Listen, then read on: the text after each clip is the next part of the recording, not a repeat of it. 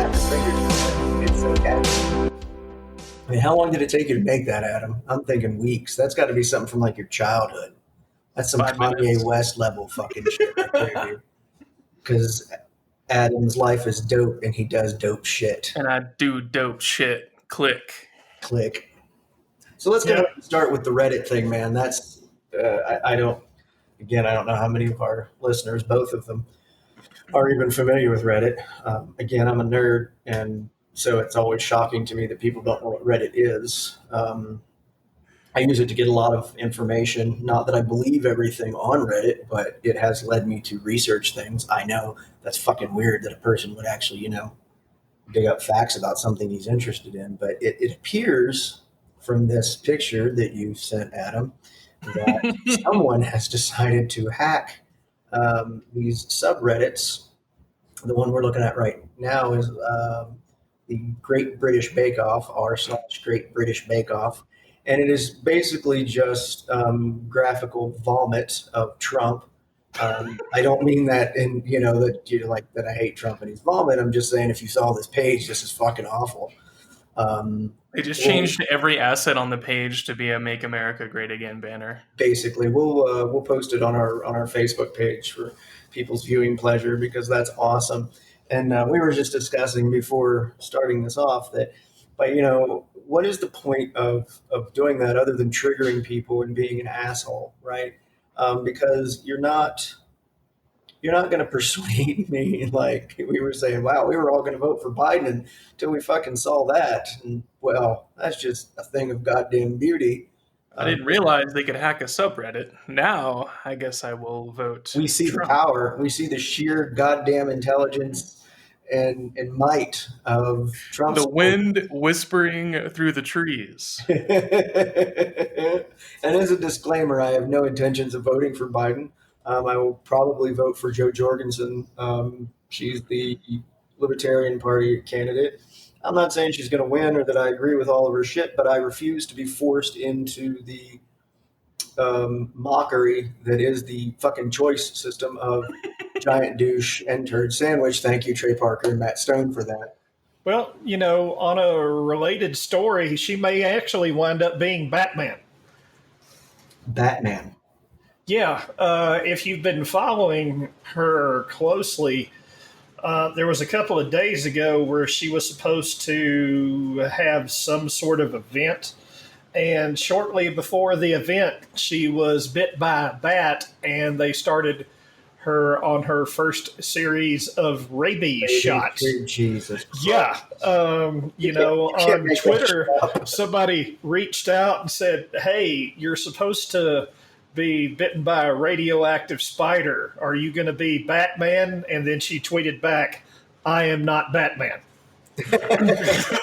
That's exactly what Batman would say, though. Right? Totally not Batman.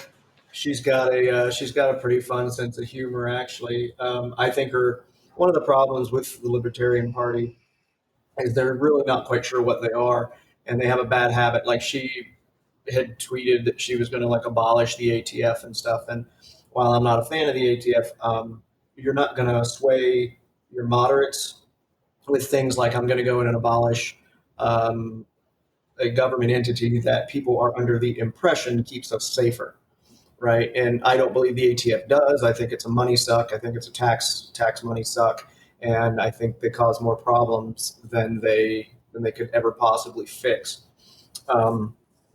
But as such, it just scares people, and that's not how you're going to do it. Well, some of the regulations get kind of weird. Like if you can buy a shotgun with a barrel that's 2 inches long, but if you take your long shotgun that you've got and you cut that one down, that one's illegal. Shit like that is kind of goofy. But the ATF, the records keeping system that has been put in place where a lot of places can only keep paper copies, and then eventually they put the stuff on microfiche.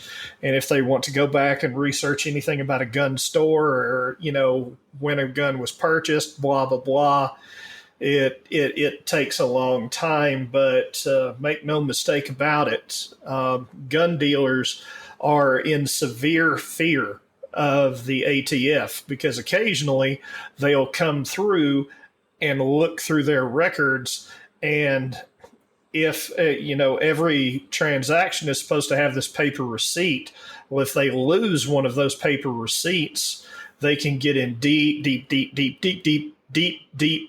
shit. But by the same token, the ATF is the motherfuckers that keeps people from running out and buying goddamn grenade launchers. So they say. Except for the sheriff's department, they can buy grenade launchers. Yeah, they can buy grenade launchers. There was a show I used to watch years ago, like Sons of Guns or something like that, or maybe that was the name of I think that was the name of the show. It was a neat show.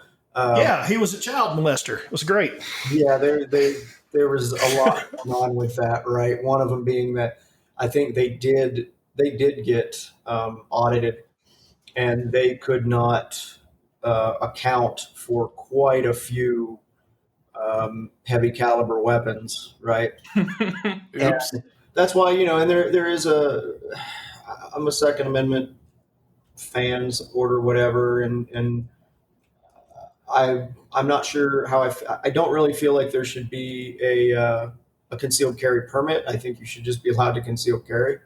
I don't have a problem with background checks. I don't really have that big of a problem with a registry of who owns guns,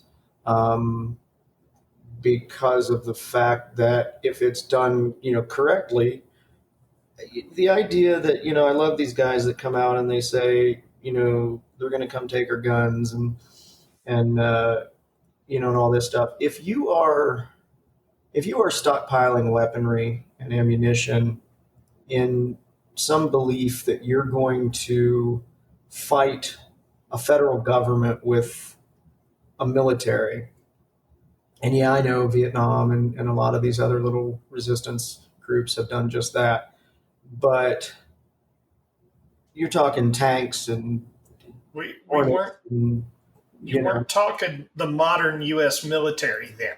No, and even, I was thinking Vietnam, right? But the difference with Vietnam is that they ran into guerrilla warfare, which is something that the U.S. had never fucking dealt with. You look at like Iraq and stuff now, and we've changed the way that we do things, and even that's a little different because it's urban warfare, which is again not something that the U.S. has done a lot of. There were battlefronts and there were kind of like rules of warfare, and then we got into Vietnam and they kind of changed the script on a little bit. How do they bring animals into fight? That's so weird. Animals into fight? But I can tell by the grin on your fucking face that this is going, that there's a punchline, so just get it out. Yeah, go ahead. Come on. Spit it out. I'm just trying to wrap my head around how you would bring gorillas in to fight for you. Guerrilla warfare. Lots of bananas, Adam. Lots of fucking bananas. I expect so fucking much more from you. Like, I don't find you smart-ass comments, but that was weak as fuck. You're welcome. You're welcome. Come with it or get it the fuck out of here. Yeah, that was a fucking air ball. Air ball. Air ball. Hey, Adam, give yourself crickets. Come on. Do it. There we go. Pay a lot of money for those crickets. Need to use them more often. So yeah, I won't vote for Biden or fucking Trump because I think they're both fucking useless. But the idea of hacking the British Bake Off of all fucking things. Well, they got r/science. They got some of like the really popular ones too, which was really funny. And we know that if there's one thing that Trump supporters hate, it's fucking science and logic. Hell yeah. So yeah, they got r/logic and reasoning as well. Oh, did we trigger the Trump fans? Good. Oh, I'm sorry. But, and again, the funny thing is, I was out with some folks the other day that were obviously Trump supporters. And again, I bite my tongue because I'm not looking for a fucking fight because I'm not going to convince them of anything any more than they're going to convince me of anything. So what's the fucking point? But if you beat the fuck out of them, then they'll agree with you. They'll agree with you. Yes. That's the bully logic. Anyway, I think but it's funny whenever I say anything anti-Trump that immediately, oh, you want fucking Biden in office? You want fucking Biden? And it reiterates that people really only believe in this illusion of choice of a two-party system. It's like, folks, there are other parties, and I'm not saying they're any better or worse. Give one of them a shot. Start your own. Fucking do something better. I have voted Republican. I have voted Democrat. I have voted Libertarian. Um, I don't get wrapped up in one or the other.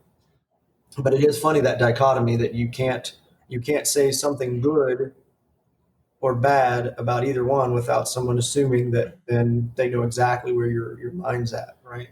Well, if the current Republican Party keeps the mentality that they've got right now, they're going to walk themselves off a cliff and go the way of the Whigs.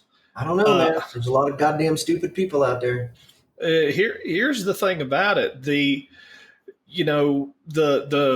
moderates have been paying attention for a long time, and you've got the fringe on either end, and you got a lot of people like me who are totally unaffiliated, and the news cycle for like the last, oh God, basically ever since Obama got elected the first time. I mean, there was some fuckery going on before that, but it has reached epic heights with the Tea Party movements, some of the larger Republican donors, and they've come in and they've denied any kind of scientific anything that you could fucking throw at them.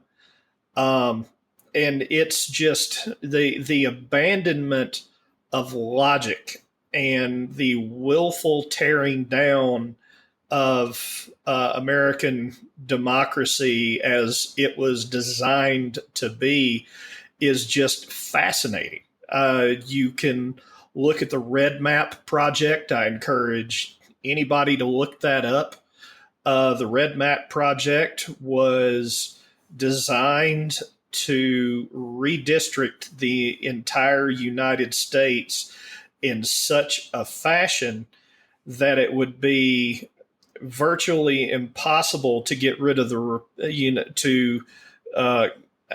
get rid of certain Republican representatives, so they could then turn around and have a greater influence over the judiciary and the whole nine yards. And then a lot of the voting laws that came out behind the Red Map Project were designed to disenfranchise and eliminate minority voters with surgical precision. Oh, the gerrymandering. If you look at the way that the maps are cut up, like you said, right? They've put these impoverished areas in one area, and et cetera. And it's like, and they worked very hard to include those areas. And what they do is they draw it in such a fashion that it's like 75% Republican and 25% Democrat. So basically, no matter what they do, you still wind up with whoever is the Republican nominee out of that particular section coming out. And not only that, the purges of voter rolls, voter identification laws, the whole nine, were designed, and closing of polling stations in minority districts. All of this was designed for the people to have no choice. And over the course of the last 12 years, that's exactly what they've acted like. This is our shit. Suck it. And it doesn't matter what the rules are, what the laws are. right, They do whatever's convenient for them at the time. right. And that's exactly why we, the Boston Tea Party and the revolution and everything else was born of very similar, lineage, right? Maybe not exactly, but they have perverted the political systems to the point that I think it's a joke. I mean, I really do. what's funny to me, and I'm going to kind of shift things here a little bit. What's funny to me, though, is that with all the division and all of the, uh, two sides not being able to agree on anything, there is one thing that I think that both Republicans and Democrats strongly agree on, no matter what side of the aisle that you're on, and that is that Epstein did not kill himself. Right. And the reason I bring that up is because with all these flight logs and all of this shit coming out, I told you I was going to switch things up a little bit here. Is that there is rampant child fucking pedophilia, molestation, and all this shit going on in the world, and I cannot wrap my fucking head around it. Like, I don't understand in any way, shape, or form how anyone can find a child sexually attractive. I'm fucking baffled by that. Psychology and sociology. At one time, I actually wanted to go to college for psychology and sociology because they say that the more fucked up you are, the more interested you are in that shit. And I didn't go because everybody I know with a degree in psychology is like a fucking manager at Target. No offense, you've got a job, good for you. But it's just one of those things that, like gender studies. I got a buddy that's telling me he's got a niece or something in gender studies. I'm like, what the fuck are you going to do with that degree? But whatever, it's your life, do what you want to do.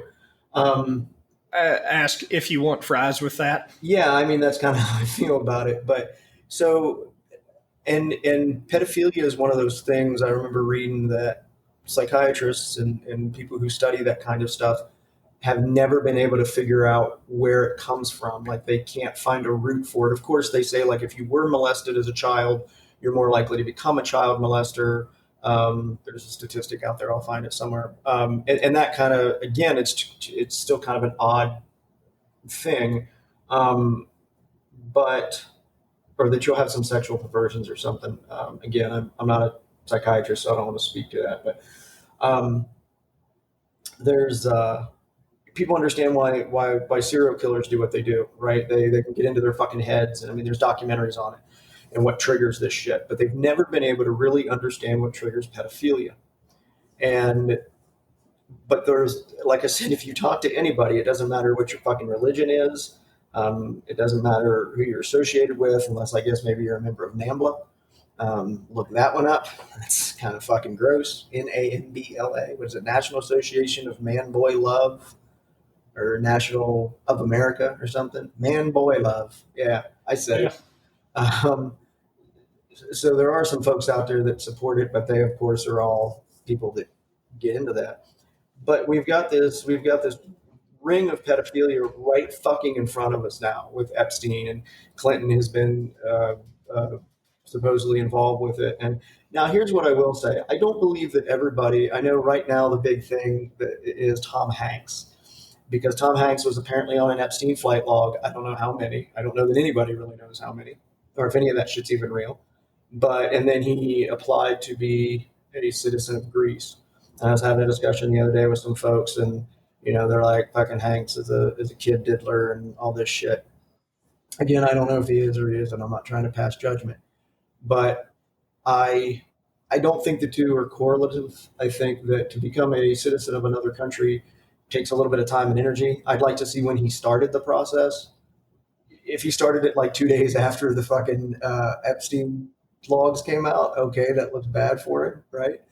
But I do believe too, like his wife Rita is, like, she's of Greek heritage, and like her family's in Greece. Again, I haven't really dug into it, but I don't believe that everybody whose name is on that log is necessarily a pedophile, because on the surface, Epstein appeared to be a philanthropist and had a lot of money, or did a lot of things for charities and stuff, right? Because that's typically what motherfuckers like that do. They get that public persona out there to where people go, oh no, there's no way that he could be involved in this.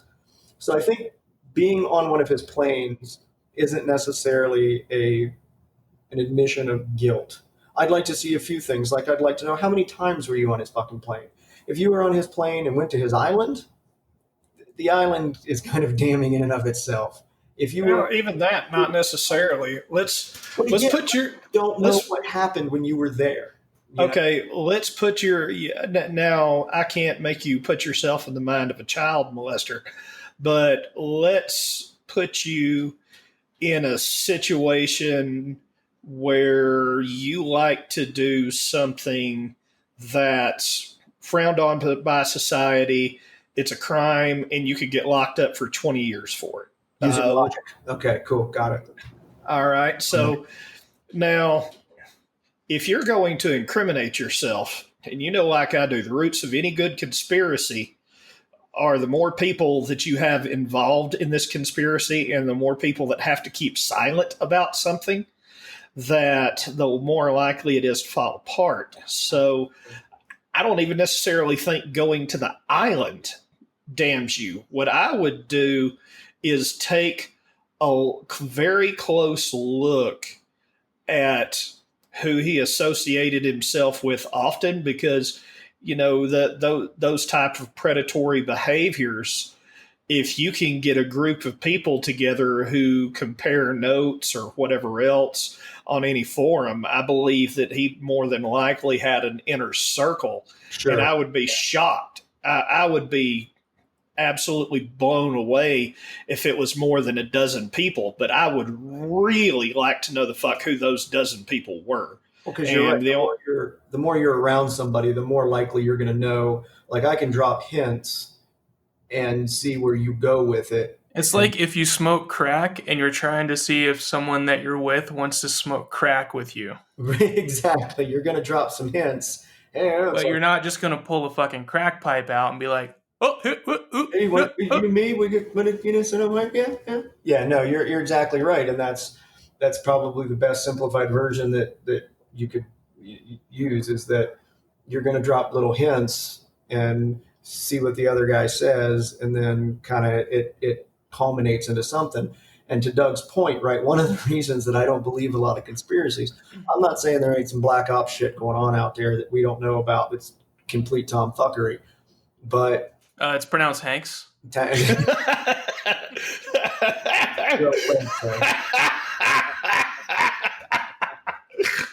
played, sir. That was good. Okay.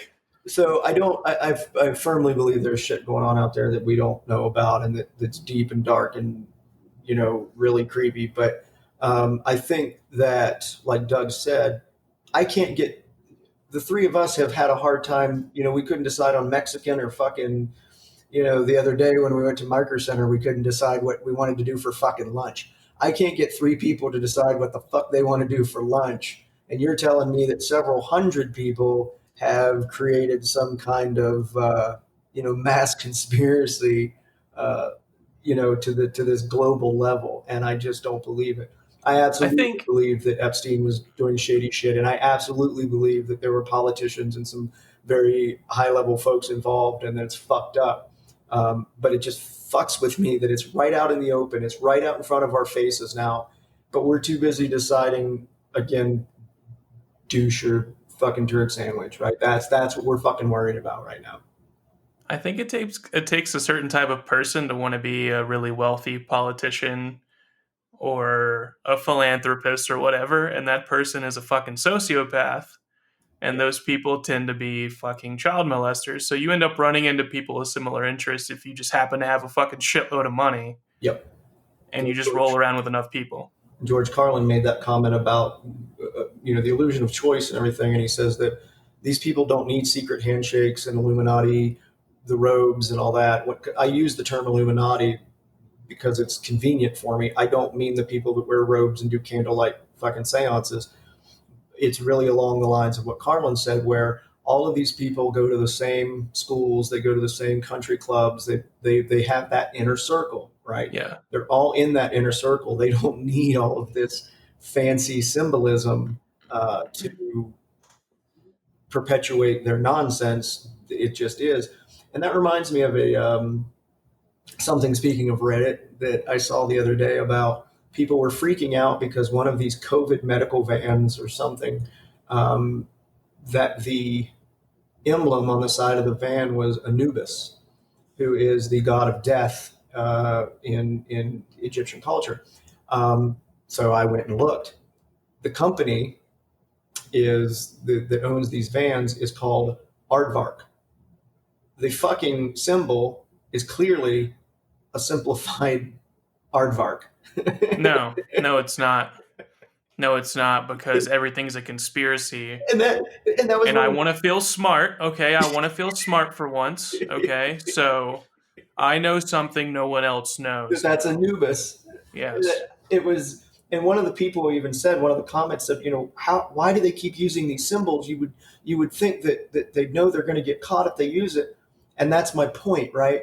Why in the fuck would they? In the movies, they do, right? In the movies, there's always some kind of, Hail Hydra, kind of fucking thing going on, right? Yeah, but on the outside of the van, they'll have like Mary's flower shop. Right, exactly. And you walk in, you say Hail Hydra, and they take you back to the Anubis den. And it kills me because, again, these people are smart. They're not gonna flaunt it like that. And to your point, Adam, it's funny. Some stuff that happened yesterday had me thinking. I was walking the dog, and in my mind, I was thinking about, as opposed to in my toe, thinking about the idea that whenever I've met anybody who, I would say it's in his ass, but that's just most me. of the time, that's where my thoughts are coming from. Yeah, right out of my ass. I was thinking about the fact that people that I know that are wealthy, right, like really wealthy, and I don't personally know a lot of those people, but I have known a few in my time, tend to be kind of fucked up. Like you said, sociopaths. They'll do anything they have to fuck over people to make that dollar, right? That's all that matters. Yeah. It's all about them.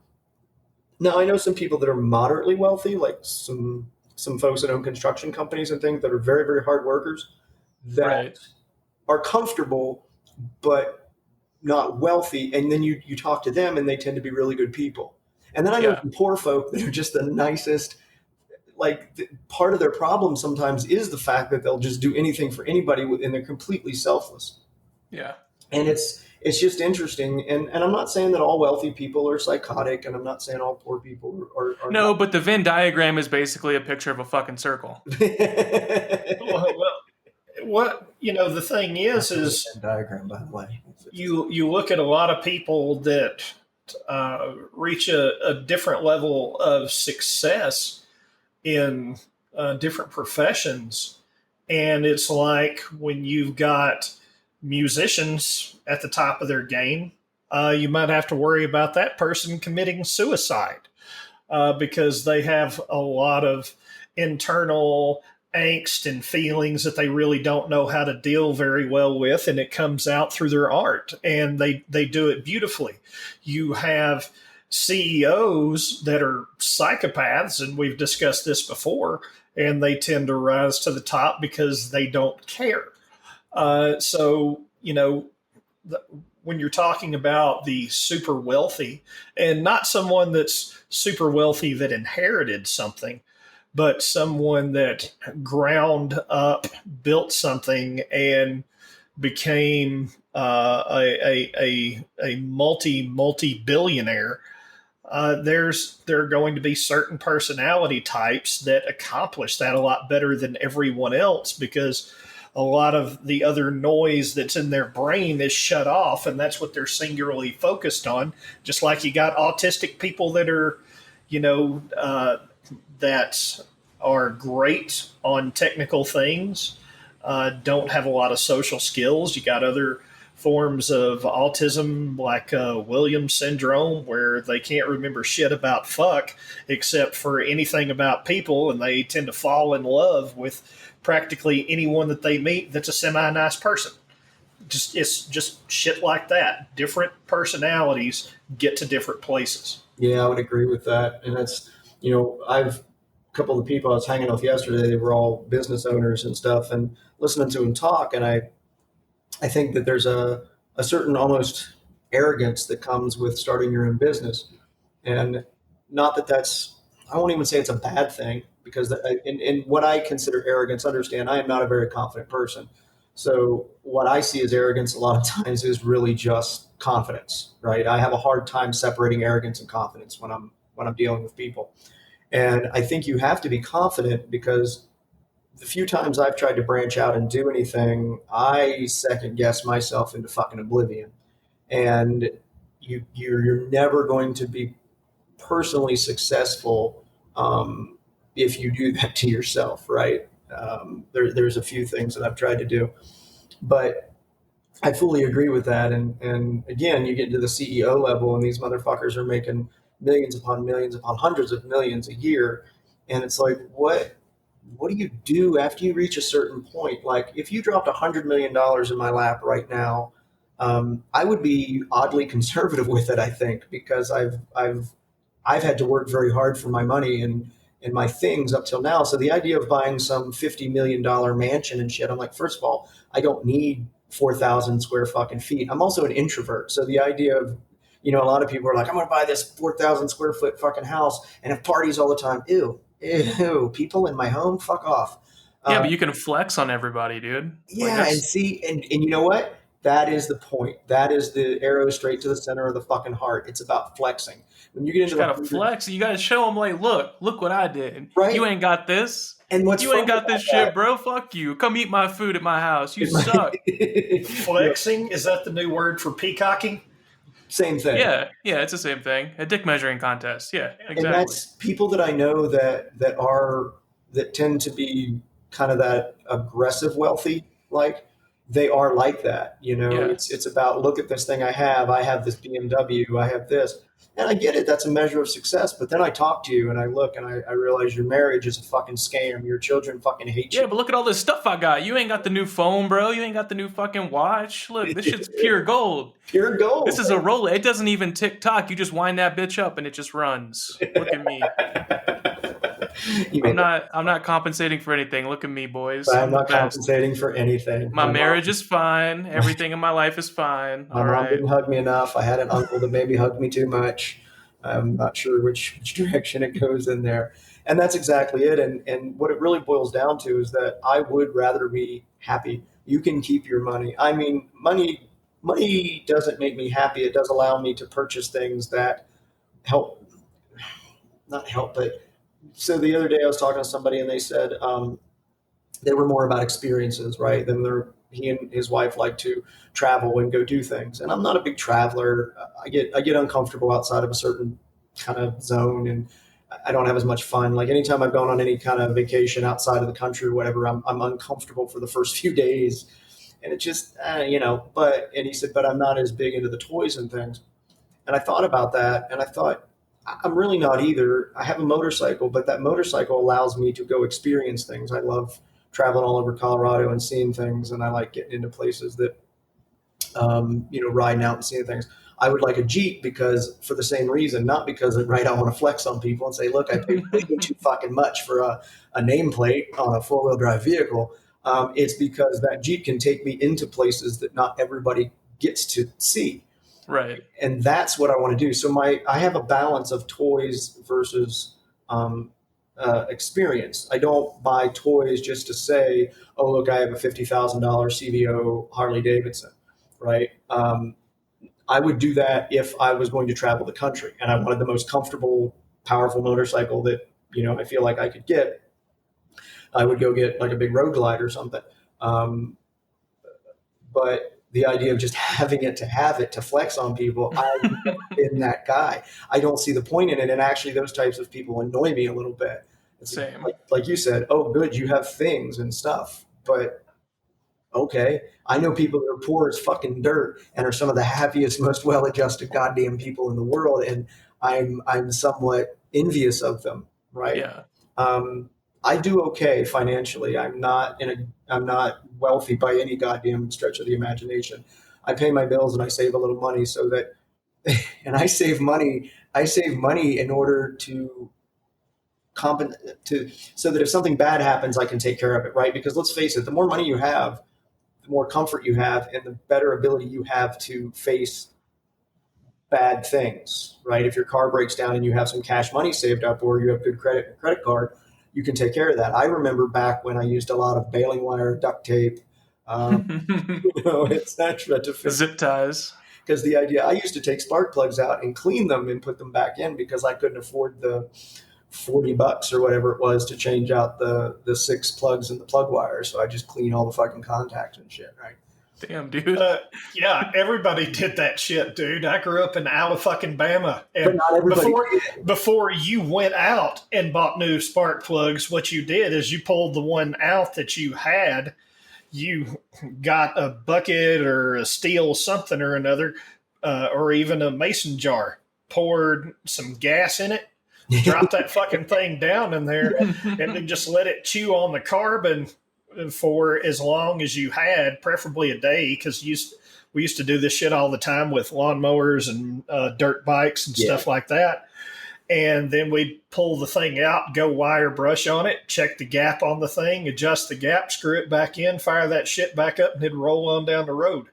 But not everybody did do that, right? That's what I'm learning, is that there are folks that have never, I won't even say suffered, because I have suffered in my life, but not to the same degree that a lot of people have. You know, I was homeless. I lived in a car in the winter, and that really changed my work ethic, right? It made me realize that if you fuck off and you get pissed off every time somebody rubs you the wrong way and you quit your fucking job in the middle of a shift, that it gets harder and harder to find a fucking job when your resume looks like that, and applications look like that, and you get to a point where you wind up living in a car in Cincinnati in the middle of fucking winter. Oh, so when you did your spark plug cleaning, it was home repair. It was home repair. Yeah, exactly. I should have. Okay, now it makes sense. I get it now. Taxes. I was reading. I remember I was living in. It was a 40 XP, so it was styling, and it was winter time, and I was reading Viktor Frankl's Man's Search for Meaning or something like that. It's a pretty good book. I recommend it to people. Actually, a buddy of ours has been reading it too. Oh, you were reading the ebook? Yes, actually was the audiobook through Amazon in 19. Okay, that's what I thought. You had your Kindle in the car. I think I was like 19 years old. But prior to reading that, I remembered laying in the hatch one night, and it was snowing, and this car covered with snow. And I remembered very sincerely wishing that I would die. I hoped that I just died of hypothermia or suffocation in my sleep. And that was a super low point for me. But when I snapped back from it, it made me realize that I was the person that put me there, right? I made the decisions that I made to get there. And all the way up until one of the reasons that I've got the tattoo that I have that says you reap what you sow, which I take shit for sometimes because people know that I'm an agnostic, and that's typically known as a religious quote. But the fact is that it is true. And everything in my life, I'll say 99% of everything in my life, has been because of my own choices, my own decisions, right? You can blame other fucking people, but at the end of the day, you make the choices that you make, You guys, I don't even want to know. What? Sorry, folks. We like to chat back and forth in Skype while we're talking, and these two assholes. Wow. Well, Dan's like, I wished I would die, and then Doug just started laughing the hardest I've ever seen a human being laugh in my life, and I was like, what the fuck? But that's Doug, and you get used to it, right? So, yeah, I know it has nothing to do with what was going on. No, absolutely, because his ADD has him somewhere fucking else. Jesus spoke in parables because he couldn't say these two assholes. That's the thing. You reap what you sow, and all of this stuff in the Bible was parables because Jesus was trying to make it as simple as he could to talk to the masses, because he knows, hey, these guys are dumbasses, so let's dumb it down for them a little bit. He couldn't start out a fucking story with these two assholes, I think that's how I would have started the whole Cain and Abel thing, right? These two assholes. Let me tell you about these two fucking assholes. Let me tell you a story about two assholes and a rock. So. You'll never guess what fucking happens. Yeah, that would be the clickbait version of it. Two assholes with a rock. You'll never guess what happens next. Apostles hate him for this one reason. I love when I read that shit because I'm like, and again, it goes back to phone call scams and things like that, is that it must work, because if it doesn't work, people wouldn't spend the time, Right. doing it. So when I see those headlines, like, hate them for this one thing, I'm like, who the fuck clicks on that? Like, I refuse to click on that shit out of just moral whatever. Well, I mean, it's the same thing as everything else in the world that someone's promoting. And my favorite is when you're sitting there scrolling through, and they'll have some, and I don't know about everybody else's news feed, because I'm sure that stuff is personalized for what you look at. But every time there's one of those, it's somebody with huge honkers who's remarkably attractive, and it'll be like saying 25 photos of blah blah blah, and you won't believe number 6, or some bullshit like that. And it's like with just about every other form of advertisement, it's never going to live up to expectations. Never. No, but you clicked on it, and that's all. It doesn't even matter what the content is. It Right. just matters if they can get you to click it. Well, the sad part is I'm trying to find that picture of the girl with the huge honkers up amongst all the other stuff, and no, you never do. Because if you did, never in there. If you did, you would immediately stop looking at the page. That's what I love when I go into the comments of a thing, and it'll be like, the answer is 3. There, saved you fucking 10 minutes, And you'll scroll through. It's kind of like with recipes online, where you're like, oh, that looks like a good recipe, and the woman's got fucking 8. My son loves this recipe. It all started when he was born on August 7th, 1983. And I brought him home from the hospital, and he was a real handful, and his dad said that he would definitely love my macaroni and cheese when he got older. So when he turned 2 years old, we took him to the park. We took him to the park. Like, Jesus, just give me the fucking recipe. What are you getting out of having a story at the beginning of every recipe? I don't get it, because you're clicking on it either way. Because the longer you're on that page, the more ads you see. Right? If I have to scroll down, that's more real estate that I can put more fucking ads. Just make it, just cheese it up. Make it 72-point fucking font for the recipe. And that's not a bad idea, right? So they got to scroll down to see it. That's a fucking idea, man. The weird shit like that I've really seen occur over the last 2 years, because I love the news, and I have seen the exact opposite thing that happens with the news. Like, you'll see a headline and you'll click on the story, and the story's fucking 3 sentences long, and everything that you needed to know was in the goddamn headline. It's, what in the fucking fuck, dude? But again, like Adam said, you clicked on it, so really, if you click it, that's an ad click. They get the money. They don't give a fuck, dude. It depends. They don't give a fuck. They've got all that set up, right? Some of it is about, like, when you see, especially the interactive ads, where as you scroll down, it kind of starts and it scrolls or it does something. Those, it's more impressions. It's all about the impressions. And there have been certain news stories that I've tried to read that were so ad laden that I couldn't even fucking read it, and I just close it. And I've gotten to the point where I've stopped following those news sites or whatever, because it's like, look, I get that it's about advertising, but fuck, dude. Find a happy balance between presenting me with the information and the ad revenue that you need, right? I want you to get your ad revenue, but fuck. Double glazed? I think you mean double pane. No, it's called double glaze. They put 2 pieces of glass in the window. Yeah, it's dumb, dude. I hate it. I can literally hear people talking. They're like whispering outside, and I can hear their conversation. It's fucking annoying. So we were discussing the fact that at one point, and some of you may have heard it, that there was a truck backing up, and their backup beeper was heard through Adam's mic while he's basically in his studio, but he can hear anything and everything outside of his. It's fucking annoying. Do you have the same problem, Doug? Since you guys are in the same complex, do you notice that? Yeah, mine's not. I don't think mine's quite as bad as Adam's. I don't hear people talking, but that the garbage trucks that seem to come every couple of days, and it makes sleeping in somewhat of a chore because they go and they pick it up, and especially when they shake the dumpster. Oh my God. Dooga. Yeah, they can't just shake it once or twice. It's like they got to Shake it more than twice, you're playing with it.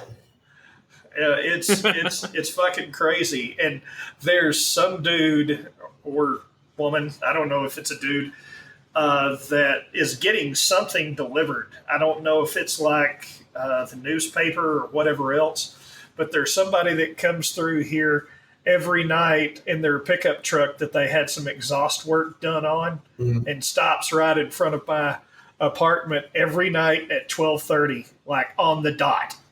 Gotta love the Flow Masters, dude. Flow Master.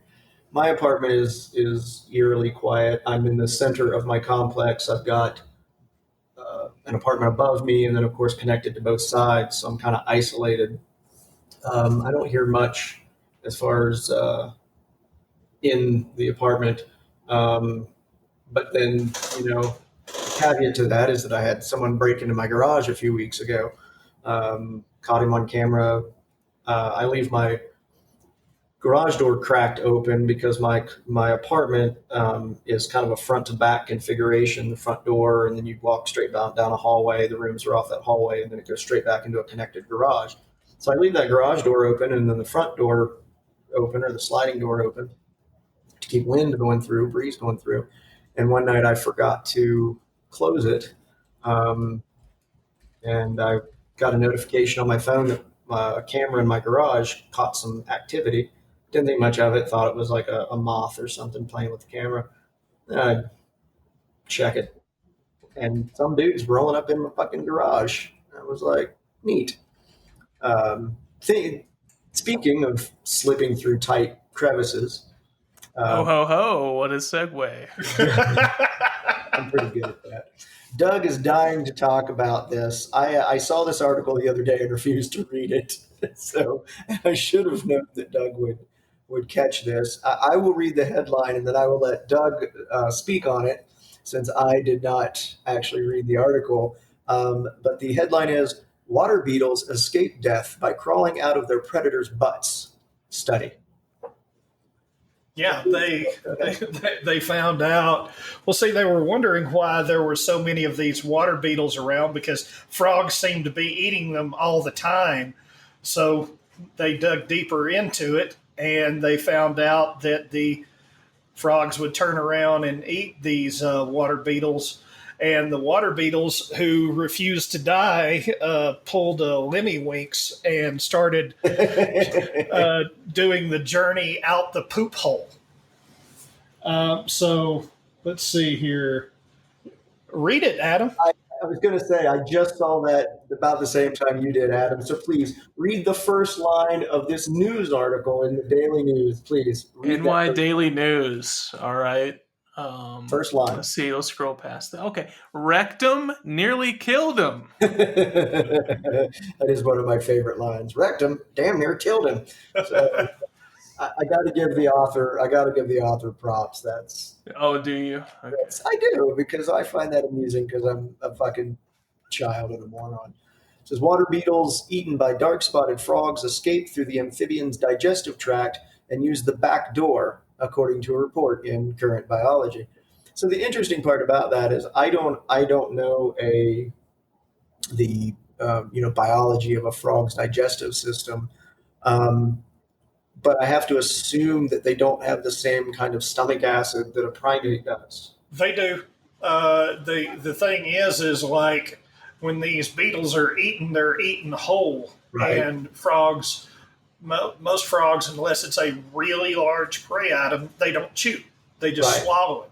Right. So what's happening is the beetle gets in the stomach and then starts crawling down, working its way through the digestive system. And then by being back there, the frog winds up shitting them out. I guess it's a unique sensation having something crawl out of your ass. But for some of us, yeah. Yeah, they also turned around and put wax or something on the legs to sort of paralyze the beetles.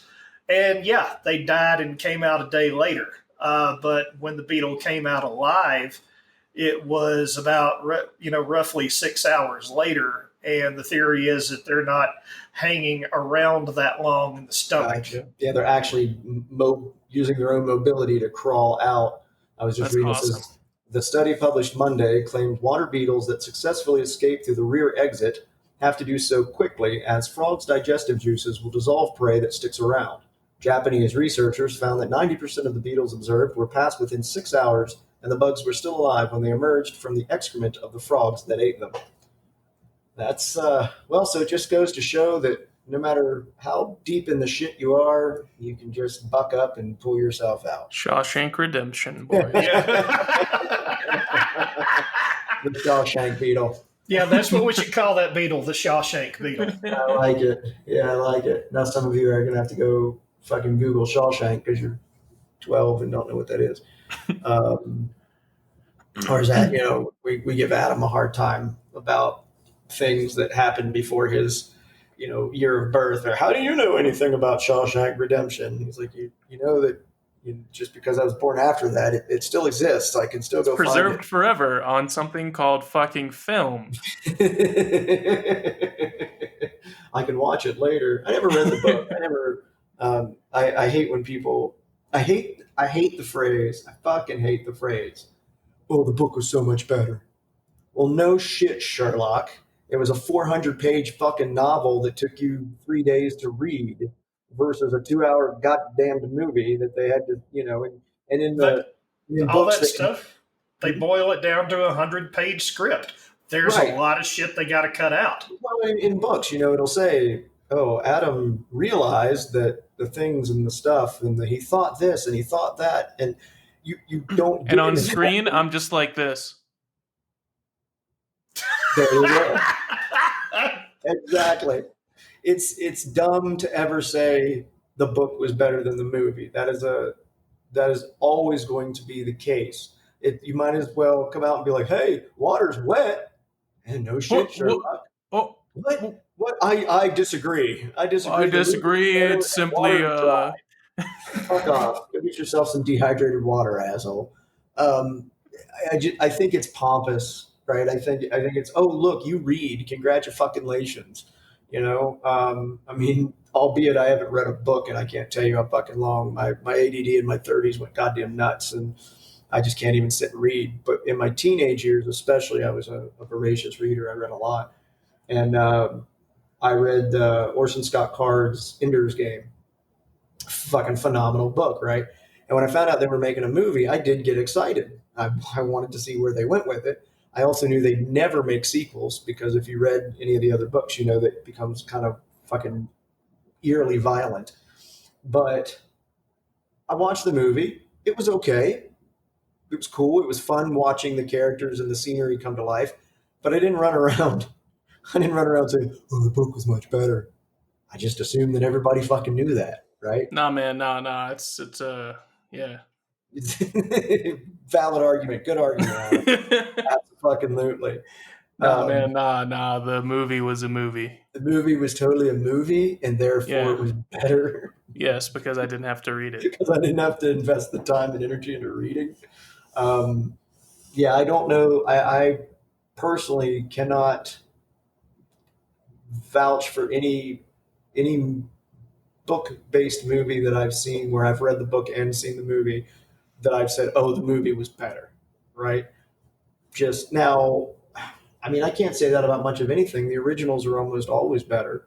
Did any of you guys ever play Witcher, the Witcher series? Like Witcher 3, I think, is the one that everybody really rants and raves about. I've actually thought about now. You nerd. I did not play Witcher. Don't you even start. I was too busy playing real games like Call of Duty. I was going to say, let's go through your fucking Steam library. But I absolutely loved the Netflix Witcher series, right? Yeah. Very few people dislike it. And again, even people who like the game. But anytime, I know a lot of people hated Hitman, right? Because it I guess, deviated from the, if you want to see a movie a video game based movie that absolutely deviates to the point of what the fuck, Assassin's Creed, right? And it's like, what? It was an entertaining movie, but I like sci-fi, and I can tolerate a lot of bullshit when it comes to sci-fi movies. Yeah. I never played the Assassin's Creed franchise, but I have a lot of buddies that did, and so I'm pretty familiar with the game. And did you play it, Doug? You played the Assassin's? And have you seen the movie? Yes. And did it give you kind of a what the fuck? Like, where are they going with this? What was the point of doing it that way, kind of thing? Like, I did not feel that way at all, because I am one of the rare individuals that I realize that when somebody's going to make a story, they've kind of got somewhere they want to go with it to begin with, and they're only using the original stuff as source material, so it does not irk my nerd rage. and that's kind of what I was thinking. I was going to say that like you, I have read where stories like that story for that movie existed, and they would have done something very similar to it and called it something else. But then at some point, someone gets the bright idea of mashing the two franchises together to make money, and it's funny to me when people get so upset over the way that Hollywood works in that sense, and not all the raging pedophilia, but they get upset over the idea that, with IP or intellectual property and all that. Guys, Hollywood's there to make money. And I was just watching something the other day. They were talking about the World of Warcraft movie, which I actually liked. I didn't think it was as fucking terrible as everybody thought it was. Again, I played World of Warcraft. I played the original Warcraft, the real-time strategy, which is how I got into StarCraft. And it's all nerd rage. That's all it is. It was a decent movie, but the funny thing is that movie was made for the Chinese audience. And that's what a lot of people don't realize. There are a lot of sci-fi movies, anything with any sort of Gundam style, giant robots and stuff like that. It's not made for an American audience. I was reading that basically China, like the Transformer movies. Right. The reason they did shit over here because they kept making them, and they kept eating them in China, and they just kept making more and more and more and more. China lets something like 25 outside movies in a year, and then of course they're screened and determined if they can be released. And so what some of these studios are doing, especially like with the Transformers franchise, because as they went, they stopped even like making sense. Well, to an American audience, they didn't make sense, but to the Chinese audience, it would have fallen more into like their cup of tea kind of thing. And, people can say, well, these are American studios. Why are they making movies for the Chinese? Because there's like a billion of them, and they pay money. China's giving them a ton of money. That's why. Exactly.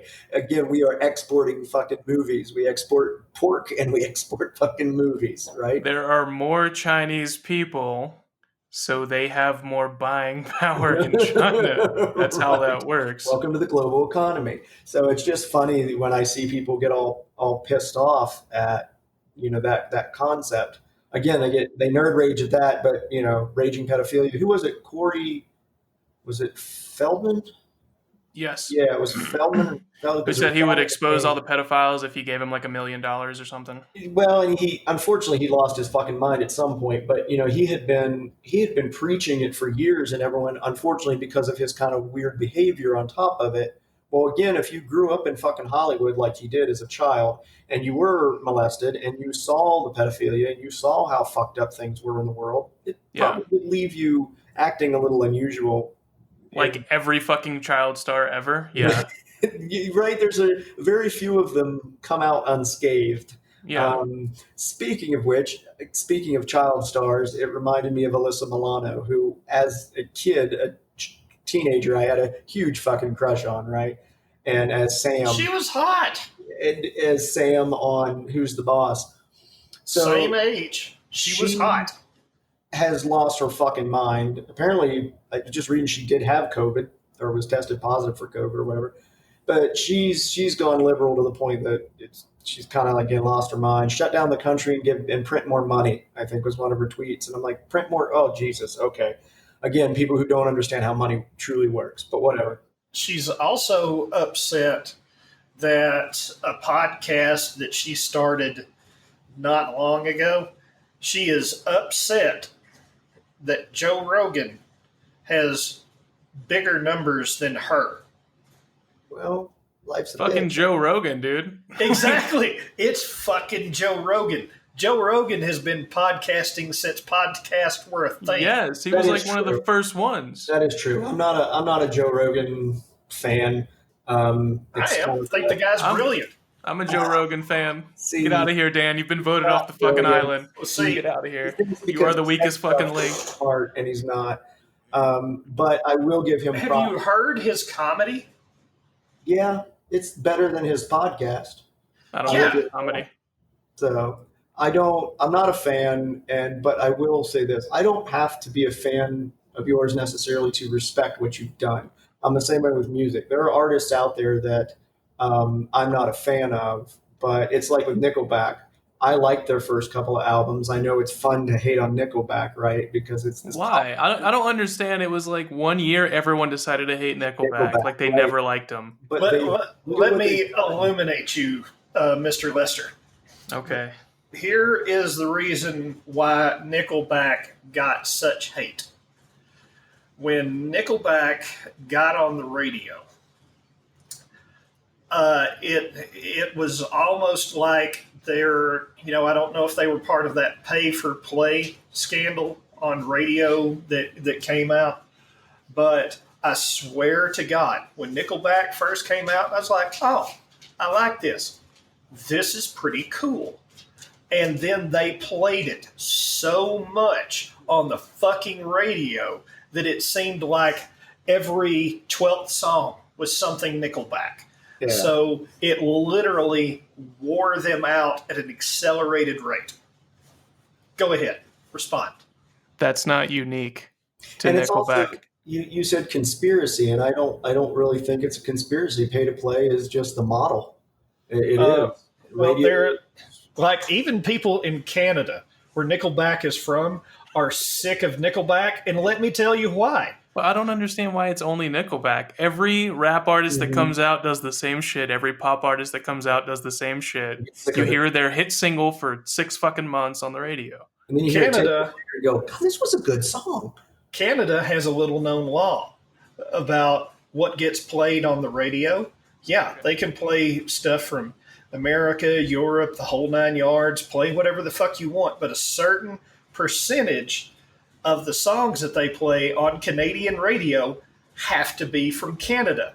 And that narrows down the options a little bit, and people in fucking Canada fucking hate Nickelback. It's like Rush for the same Nickelback. Fucking reason. That's funny. But I get it, but it seems like every single artist does that. It's done to everybody when they release a new single, and everyone just hates Nickelback for it. Do you remember the song? That's where I've got to patently disagree with you. In an era where we've got Saliva and Seether and a lot of these other great bands Saliva is not a great band. I do like Seether, and I know a lot of people. But what's funny is a lot of people hate on fucking Seether too. Absolutely fucking hate him, and I have to assume maybe that in the same, maybe that '90s kind of pop rock era just had a problem with that. Maybe, I don't know, because I know a lot of people that just fucking hate Seether, and I'm like, dude, they were a good band and they've got some great songs, but you got to get past their radio stuff. I don't know. I mean, I'm kind of torn on that. I don't know if I agree or disagree that it's just oversaturation, because I also agree with Adam that it really is kind of the model. A song, do you guys remember the song Crazy by Gnarls Barkley? No, I never heard it. Yeah. No, not true that you didn't hear it, because it would have been in like 06 and you'd have been like 12. So, and it was played everywhere all the time until everyone hated it, and then they stopped playing it everywhere. But the funny thing is did the song make you crazy, Adam? I think there were a couple contributing factors. Did they do a version on the last season of Umbrella Academy? I think I heard like a not an acoustic version, but it was a more laid back female version on Umbrella Academy season 2, and it reminded me of the song. I was like, "Fuck, I love that song!" And I went back and I listened to it, and then I was looking it up because I was trying to find out a little more about Gnarls Barkley. I didn't realize it was a group of guys. It kind of led me to Danger Mouse. and some of the stuff he's done. He's one of those guys that everything he touches is just He fucking did this bootleg album called The Grey Album, which could never get cleared because it was a bunch of Beatles samples from the White Album and acapellas from Right. Jay-Z's Black Album. Gotcha. Dude, it was so fucking Right. good. I've looked up some of his stuff and some stuff, Broken Bells and some other groups that he's with, but it was just, that was kind of interesting. I thought Gnarls Barkley was just an individual that had done the song. But anyway, I got to looking at the song and found some stuff like on Reddit and shit. And people were just going on and on about how much they fucking hated that song because it was just beat to death. And it started making me remember, wow, yeah, they really did oversaturate with that. But there was no hate on Gnarls Barkley for it, right? You didn't, of course, then again, that was a short-lived kind of thing. Right. I think Chad Kruger, the lead singer, I think some of his antics and some of the bullshit with him and like Avril Lavigne, I think people just get sick of the drama and the overarching, again, oversaturation in all the media, right? But it is kind of funny. Dark Horse, Nickelback's album Dark Horse, was also a pretty good chunky album that I like. I don't get into the Nickelback hate. I'm sure I've made some jokes along the way, but I don't hate any band for being successful or selling out. There's a Tool lyric from one of their songs. He says, "Dumb fuck, I sold out long before you ever even heard my name." And as somebody who was in the music scene for, I don't know, maybe 20 years, giveth or taketh, you're going to sell out. We sold out for the very meager amount of success we had. And by meager amount of success, I mean, we headlined in Columbus, Ohio a lot, right? But we talk about pay to play, right? Buy our tickets. We would buy 100 tickets for the venue at $5 a piece, right? So we would hand the business owner $500. He'd hand us 100 tickets. And then we would resell those tickets. It was very much like free market, fucking bulk sales. And then we would sell those tickets or we could give them away. There were bands early on, and I think we did it at one time or two, where we didn't have enough of a following to sell these tickets even at cost. So we would literally just give them the fuck away, right? And just to get people in. So we ate $500. Some people frowned on that. Fuck you, it's my money, I'll do what I want with it. But then you'd have bands that would hit you up and say, "Hey man, we sold all of our tickets. We need 50 more tickets. Do you have any?" And you would sell your tickets to the other band at $10. But you at least recouped some of your money back by selling to the other bands. And we had done that, right? Once we got a little bigger and we were headlining and selling out small clubs, we would do that. We'd hit other bands up and say, "Hey, do you have any tickets left for the thing?" Now, what we did, because it was just a little bit easier, is like if the two of you wanted to go see the show and we were out of tickets, we'd say, "Hey, go hit up the guys in such and such. They've got tickets left," right? And then make money. And we we were stupid because we believed in the brotherhood of music. We believed that musicians should stick together and that we should all be a big family and that we should help each other.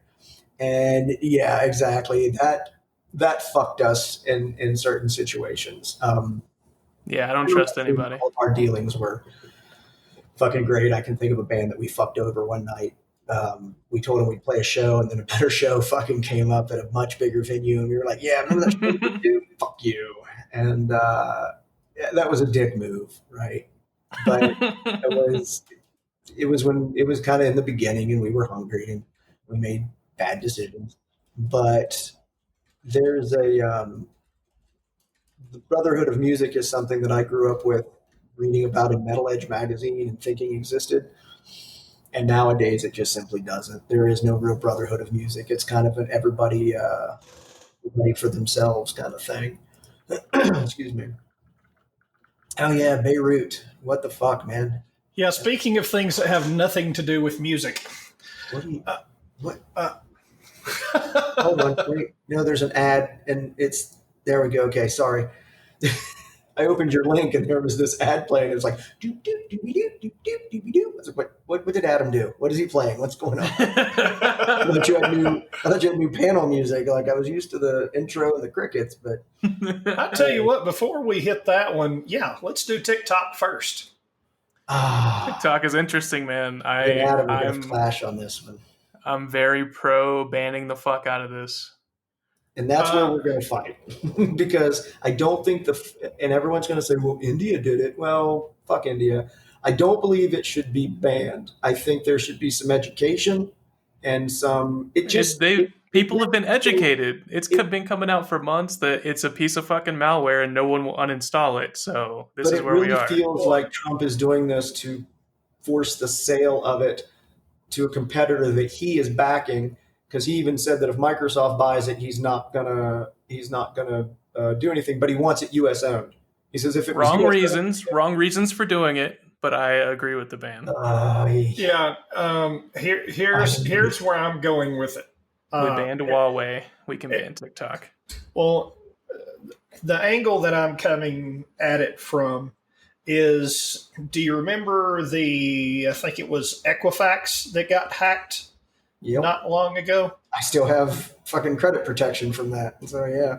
Right. Okay. Well, all the evidence points to that being Chinese state sponsored. Sure. And not to anybody that cyber warfare is the new, form of aggression. Right. So for whatever reason, as opposed to the standard stuff that China's been doing, industrial espionage being the leading one, intellectual property theft, the whole nine. And everybody kind of expects that. Yeah, we can sort of accept the fact that, they'd like to push their technology further along into an area where it can compete with things that we do and come out better in the world marketplace. But the thing that was disturbing about the Equifax hack was that was a lot of people's personal information that was in the United States. And the concern is, and especially as it relates to apps, is that they want to gather more information on the general American populace. Yeah. And there's been all sorts of speculation about that as it relates to things like blackmail and what have you, to try to flip Americans and turn them into assets or whatever. Just learn what the herd is doing. If you can just watch the herd and how they migrate, you know where to hunt. Right, and it's along with that. So, and I'll tell you, it's like, I think Trump's a fucking idiot, but he has fucked up and got a few things right. So this one, I'll give him credit for. I'm actually kind of surprised that Apple. I don't have an Android and I don't keep up with Android stuff, but Apple tends to be pretty particular about what they will allow in their store. I will give them credit for that. Yeah, that's kind of strange they haven't banned TikTok from the App Store. They haven't forced, right. And that, personally, is where I would like to see it done. I'm not saying, because Adam and I did have a conversation and he did explain some things to me about the permissions that it asks for and such, that it really doesn't need to. And I think I just saw an article about a week or so ago that with iOS 14 that's coming out, it will show you when something, it displays when something is using your mic or your phone or whatever. And again, I give Apple a lot of credit, at least on the surface, to the consumer. They offer a lot of protection. They offer a lot of security. It's been something that Jobs was big about for a long, long time. I'm not preaching Apple. I'm sure they've got some nefarious shit going on, and God knows they're collecting your data. But it showed where even when TikTok wasn't running, that there was this little banner that said, TikTok's using your mic or whatever. And some of the stuff that Adam explained to me, it does seem odd that it would need those permissions. Like, I understand when an app needs certain permissions. I have a weather app that wants to be running in the background all the time because it pushes real-time weather updates, and I allow it because I am letting you have my geolocation data in order for the benefit of knowing what the fucking weather is going to be. But there were some permissions on there that I thought, okay, yeah, that is kind of odd. Why does it need that? And that's what I would like to see. I want a little bit of corporate responsibility. I don't want my government stepping in and saying that we're going to ban this app. What I want to see is for Apple and Google, who, of course, are the two major operating system manufacturers for phones nowadays, to say, whoa, wait a minute. Okay, why does your app, explain to me why your app needs permissions here, here, and here. They've done it before to other apps, which is strange to me why they haven't done it to TikTok yet. And that's where where that comes from is I have heard of apps getting pulled and not approved. I've got buddies that build some iOS apps and have had things not go through because of an oops. They coded something wrong and it didn't play nice, and they were like, no, that this is way too intrusive. So why does TikTok need to run in the background? It doesn't. It's a video app. And God knows I've enjoyed plenty of TikTok videos, right? I'm sure there are some developers right now absolutely killing themselves to create a TikTok alternative. But we had one. It was called Vine. And then when Vine went the down, fucking best. TikTok went up. Right. And actually TikTok was known as something else at one time. Musically, yeah. Then when we banned Huawei, they rebranded it to TikTok and spent billions of dollars fucking advertising it all over everyone's Facebook and Twitter feeds. So did it go Musically then Huawei or? Huawei was a hardware manufacturer. China made super cheap hardware. They made phones that talked back to China with all your data. They made routers, switches, all kinds of stuff that the FBI and DoD bought. Yeah. And installed it into their network. Yeah. Oops. I didn't know that's how it was pronounced. I always said it like Hawaii or something like that. Huawei. Yeah. And they've found hardware level components that report back to China. Oh, even in Cisco. I've heard of like little goofy things that they've installed on motherboards. Something that cost them, like $1.50 to put this thing on the fucking motherboard. They just have to have somebody there. That's been the big thing, even though Taiwan is a really trusted partner. But Taiwan has TSMC, and TSMC makes chips for just about everybody. And the United States has, in the Department of Defense, have been pushing for years to get TSMC to stand up a factory somewhere in the United States. That way they can make sure that there are no Chinese actors installing components at a hardware level, which is extremely hard to combat. To me, that's very difficult to even comprehend, right? Is that you're going to have this company that does, and another thing that a lot of people don't understand is that a lot of your components are made by one or two. There are actually only two companies in the United States. There's only two companies in the world that create capacitors. There's a fun story where back in the 90s or I don't remember the exact timeline, where one company A knew that company B was spying on them. So they fucked with their documentation just enough. And company B got it and was like, haha, we have we know your recipe for capacitors, made billions of them, and then discovered that they were fucked because company A fucked them. And so that's where you had, especially in the early 2000s till about like 2005, 2006, where a lot of electronics were losing any of their durability because these capacitors would just swell and pop. And that's what they were kind of designed to do. Got them. Right, exactly. And it was so widespread that manufacturers got to the point where it was easier to just swap this shit out, because even if you went and bought new capacitors, chances are you were going to get another one of those manufactured capacitors. The point being is that of all the electronics in the world, from all the companies and all the manufacturers, your capacitors came from two companies. And like you're saying, right, you've got this one manufacturer that does chips for fucking everybody. But what I find interesting is that you could corrupt that one company enough to put that shit in, and you say any Chinese actors, again, money talks. I get that, but it's fascinating to me that you could basically infect a company with that and potentially ruin. You come to me as China and you say, I'm going to give you a whole bunch of money, and I go, yeah, but if you fuck me on this and people find out that I did this, I'm done. Oh, they're blackmailing them, dude. They're for sure blackmailing. And that could be too, right? You find out one of their upper executives likes to fuck children and, get them on tape, which is, in my opinion, back to the Epstein thing, really what the whole point of all of that was. It wasn't about feeding pedophilia as much as it was the blackmail of it. Because what's the one thing that keeps coming out? Pictures. fucking pictures. And if you're out diddling fucking 15-year-old girls, why are you going to let someone take a picture of you standing there, Prince fucking Edward or whatever his name was, with these Andrew. Andrew, thank you.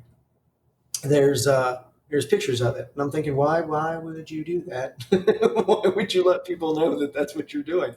But I think it really boils down to the power of, if I had a hard drive full of pictures of famous high-ranking people potentially diddling children, then I have some blackmail material. So you're be probably getting that money. You be getting them payments. so that you could buy the toys and then flex on people.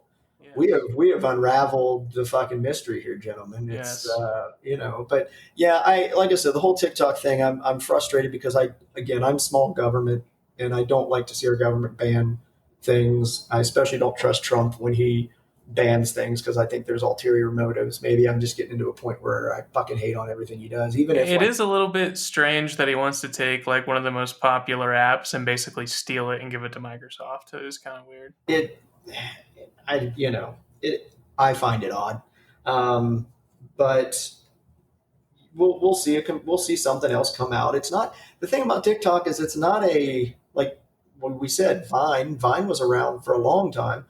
It's not a unique app, and it wouldn't even be a difficult app. I know buddy right now that could write that app in a couple of days. It's video, it's some cloud hosting, maybe throw some ads on it or charge 99 cents for the motherfucker. It's not a complicated app to build. You wonder why one particular app, but then I think Adam pointed it out, was marketing, right? I've downloaded some apps because I kept fucking seeing them everywhere, and sometimes it's just about, what the fuck is this? And I play with it and I go, this is dumb. So and like you said, we ban Huawei and they find another way in, right? Dude, they did the exact same thing with Valorant, dude. They made this game, it sucks, and then they paid a bunch of like top level streamers to play it and advertise for them. And when you install the anti-cheat for the game, it fucking has ring zero access to your fucking machine.